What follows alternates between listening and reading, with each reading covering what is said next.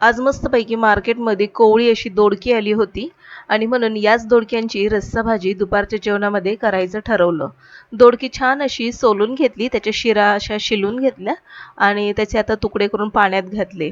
तर दोडक्याची थोडीशी रस्सा भाजी करायची आहे. मस्तपैकी शेंगदाण्याच्या कुटामध्ये दोडक्याची रस्सा भाजी केली टोमॅटो घालून. खूप छान होते चवीला. तर छान असा दोडका आणि तुरीची डाळ, तिखट आणि आलं लसूण पेस्ट परतून घेतलं. त्याच्यामध्ये थोडंसं पाणी घातलं आणि शेंगदाण्याचं कूट घालून शिजत ठेवलेलं आहे. तोपर्यंत किचनच्या सिंकमध्ये भरपूर भांडी पडलेली, तर ती पटकन आवरून घेते. मसाल्याचा डब्बा होता तर तो पहिला घासून घेते. सगळी भांडी मी घासून घेतली आणि किचन आता स्वच्छ केलं. तर मक्याचे कणीस आणून पडले होते घरामध्ये, तर म्हटलं की चला आता हे मक्याचे कणीस छान असे सोलून मिठाच्या पाण्यामध्ये शिजवून घेऊया. म्हणजे मुलं कशी आल्यानंतर मधल्या वेळेमध्ये थोडंसं काहीतरी छोट्या मोठ्या भुकेसाठी खातात. तर ही ना 2 मक्याची कणसे अशी मोडून पाण्यामध्ये घातली, मीठ घातलं पाण्यात आणि कुकरच्या मस्तपैकी 4 ते 5 शिट्या होऊ दिल्या. छान असं कुकर थंड झाल्यानंतर आता हे मक्याचे दाणे मी सोलून घेते, म्हणजे मुलांना लगेचच खायला होतील.